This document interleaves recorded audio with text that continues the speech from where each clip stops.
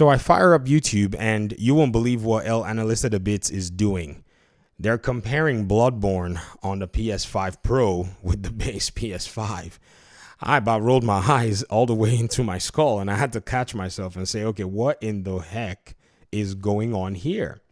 Apparently, the PS5 Pro gives you the option to enhance specific graphic features on PS4 games. Oh man, seeing as Bloodborne has never been looked at by PlayStation after all these years, I think it's very interesting to come back and to see like, okay, what in the world is going on with this particular freaking game? Analysta the bits, I think you were scrolling through, different games that you were going to make a video on and you looked and said, here is my 1 million view video, and you popped that disc in or maybe downloaded this particular game on both and you decided that you were going to go ahead and show us the saddest part of all of what I call the best parts of gaming that still provides you this sorrow. Anybody who thinks about it, this game is locked at 30 FPS. There's a lot that's going on with Bloodborne. I've made a video. In fact, one of the more popular videos on this channel more recently was a video I made about Bloodborne, and we talked a little bit about what could be keeping PlayStation from actually remaking this game. Well, there's so many things. They have to deal with proprietary software from software owns, and that they used to make the game for them. I'm sure they probably maybe have access to it, and they can pretty much get it to another studio to learn and do all of the above. But I think it's probably a play or a ploy for the so-called PlayStation 6.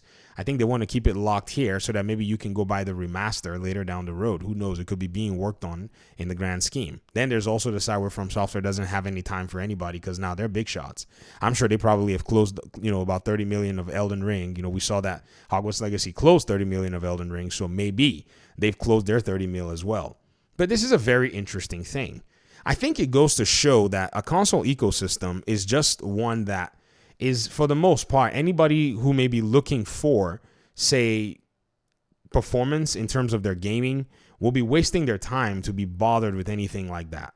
Because this is just a purposeful, disregard of exactly what it is that fans have been requesting for so many years, which is just please give us 60 FPS gameplay, unlock it for this game. This game is not a game that is demanding that this cannot be done. So now we can look at more powerful PS5 hardware, but doesn't have any of the, I would say any of the fan regard to actually unlock games like Xbox already did. Please, by any means, if anybody can tell me how in the world anybody has any regard for PlayStation other than just blind loyalty, I mean, I don't know how it is. I remember we were playing Tom Clancy's The Division 1 and Division 2. You see, these are really interesting games, and they're live service games that have pretty much served a lot of people over the years. Do you know that Division 1 had its frame rate just unlocked by Xbox? They just, pretty much used I think there's a system that they use to unlock frame rates within their ecosystem. And they actually did that for a certain number of games. I think with the publisher's permission, or maybe if there was expertise that they didn't know, they could probably request from the publisher and the developers.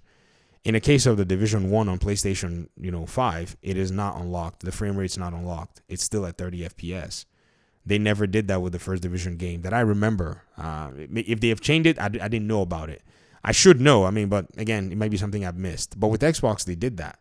And so you got to wonder, look at where we are. We're literally looking at 30 FPS from a $500 to a $700 console leap. And the game is just still locked at that performance. And who's going to do the 60 FPS patch? Who's going to do the patch that's going to come to other platforms? It's the people who are doing emulation that are going to pretty much go ahead and build it. This is basically the sad state of, console manufacturers when they get too high on their own supply. This is because we made these guys so wealthy and so rich, by buying their games and buying their consoles, that they have utter disregard for their fans to this extent. It's wild at the end of the day to see this, and then think that this is okay. This ain't okay, guys. This is not okay.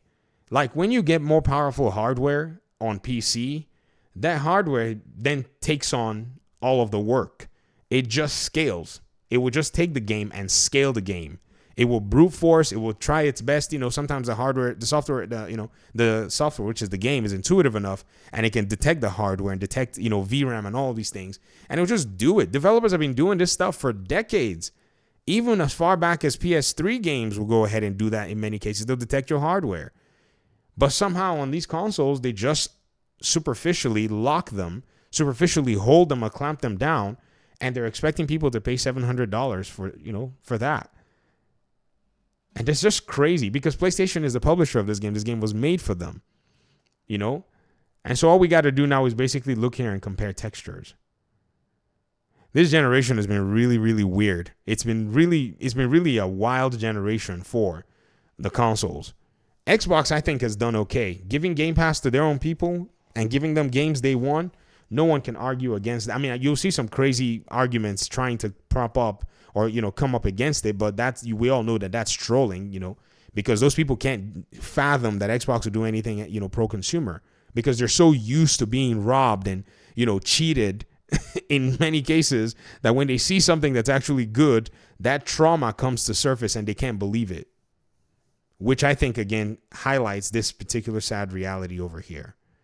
Because this game, can ride on the wings of Elden Ring and sell very well. When we talked about the game, when I first talked about the game, I was talking about, from the perspective of sales. But even just a 60 FPS on lock, right? Or maybe the game can't run a 60 FPS, but I don't know with the hardware. But that's hard to believe, though. It's a PS4 game. Brute forcing this thing to 60 FPS, I think is just a little bit of technical work that, by golly, they can just literally put their hands inside of the hat of any PlayStation studio and shake it around, and they'll pull out a few technical artists that can make it happen. However, here we are, and it just still seems like it's a joke at this point. This has got to be an April Fool's joke in the winter. This is what I think. I think this has got to be an April Fool's joke in late fall. That's being played on fans who are looking at these console platforms. So for those of you who may be thinking about the PlayStation 6, I say now is your time to start thinking about how you will get out from this, madness that is just artificially created for no reason, so that they can come and upsell it to you later on and make you cheer and shout and be hyped over something that could have just been given to you for free.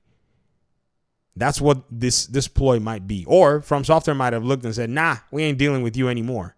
It could be that. We spent all these resources, all these years, and when the game launched, it only sold under 2 million copies and then sold 7 million copies after so many, many years.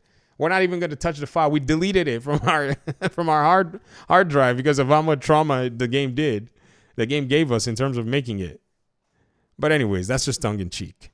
But PlayStation really needs to check its value propositions, severely. There are just so many areas that things are lacking that it's just weird. Like, to think that this is the market leader. Oh, no. I think we've been lying to ourselves. That you have a mid-gen refresh. You have a console. It's more powerful than PCs. All PS4 games at this point should have been running at 60 FPS that were available, that had the backward compatibility. Every single one of them should have been unlocked by now.